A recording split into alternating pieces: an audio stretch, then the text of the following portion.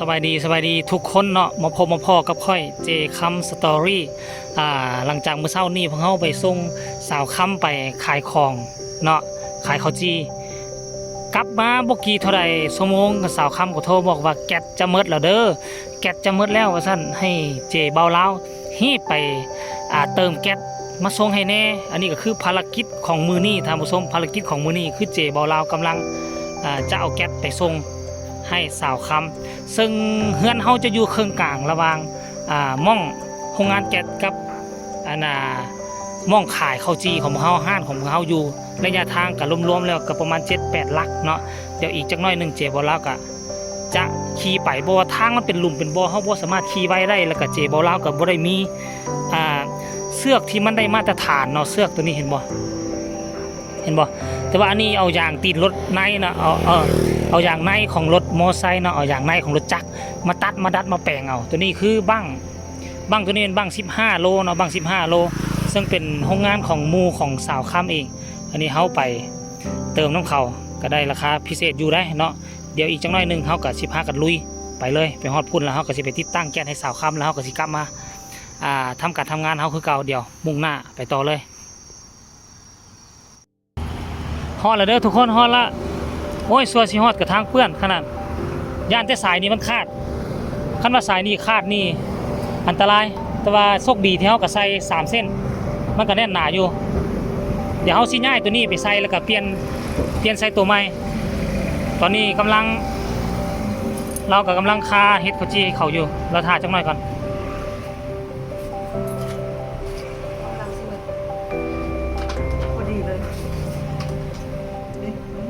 มือนั่นยังเหลือ5 ขีดแต่เขาบอกว่ามีแต่ลมว่าเหลือแต่ลมแต่ค่อยเปิดเบิ้ง2 บาท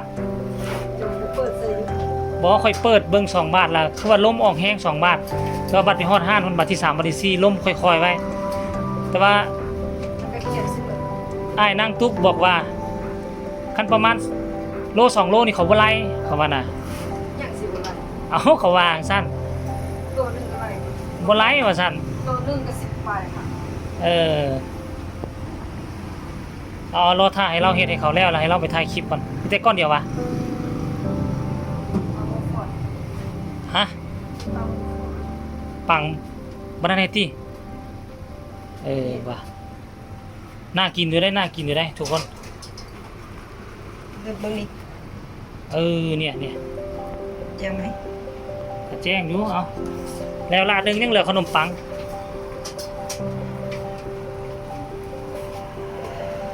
เอาเห็นแล้วอบตื่มว่ะแป๊บแบบนี้เรามันได้10เพราะมันได้แต่16มื้อนึงก็บอกเขาแล้วว่าเอาเขาใส่จังได้คือได้น้อยแท้จังว่าถามเขาอยู่มื้อละยังได้ปกติถังเฮานี่มันได้อยู่18 มื้อแต่ว่านี่ได้15-16 มื้อก็เขาเจ้าก็อัดเต็มอยู่นั่นล่ะเบิ่งแล้วว่าจะเบิ่งตัวเลขมันฮอดจะบ่ปวดโอเคแล้วสำเร็จเสร็จสิ้น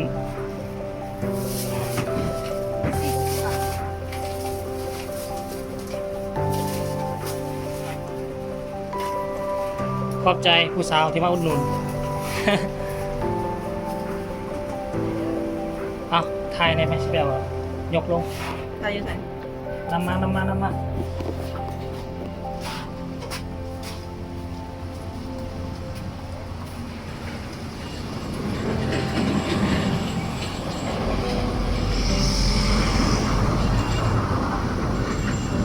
นทุกคนประมาณระยะทางประมาณ 6-7 กิโล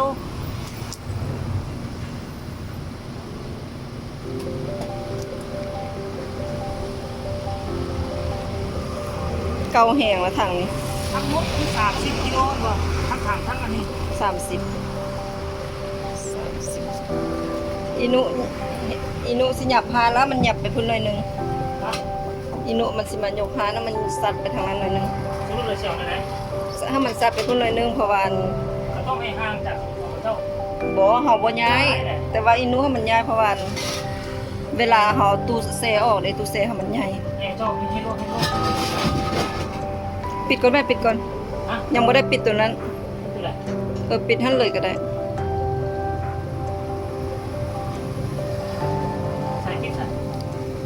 ปิดกลับไหมตัวนั้นมันยัง เอาเบิ่งใกล้ๆดู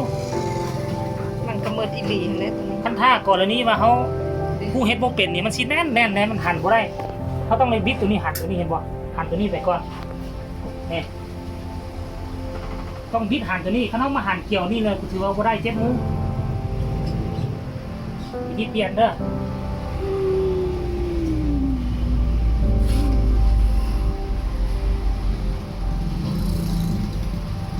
พอดีเป๊ะเลยเนาะ 16มื้อว่ะ 16 มือแล้วเดี๋ยวนี้18 มือ นี่ใช่นี่นี่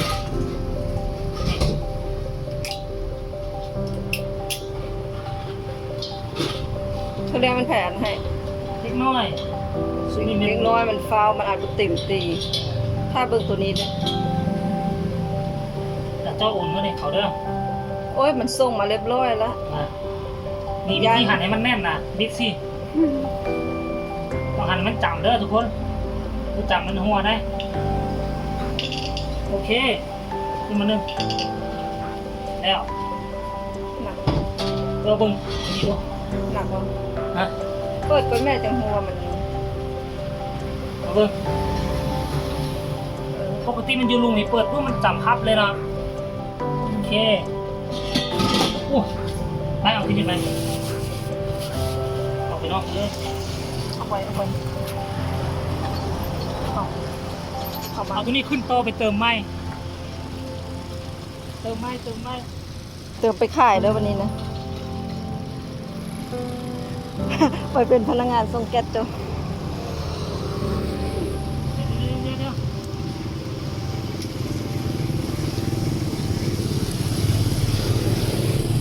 คุ้มคือสิหลายเนาะเรียกว่าเขาแปลงทางดีแล้วบ่ เฮ้ยเพื่อนเพื่อนเก่าที่ดีเป็นโครงการเจ๊ทุกหวังว่ามันสิทางดีให้เพื่อน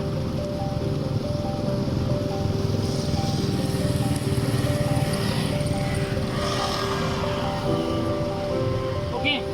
ทุกคนคลิปนี้ก็ขอฝากเอาไว้ซ้ำนี้เด้อภารกิจมาส่งถังแก๊สให้เขาพาดPTV ของสาวครับอยู่ที่รักเราเองเดี๋ยวพบกันใหม่ในคลิปหน้าเขา15กันไปเฮ็ดหยังเดี๋ยวมาลุ้นต่อไปสำหรับคลิปนี้สวัสดี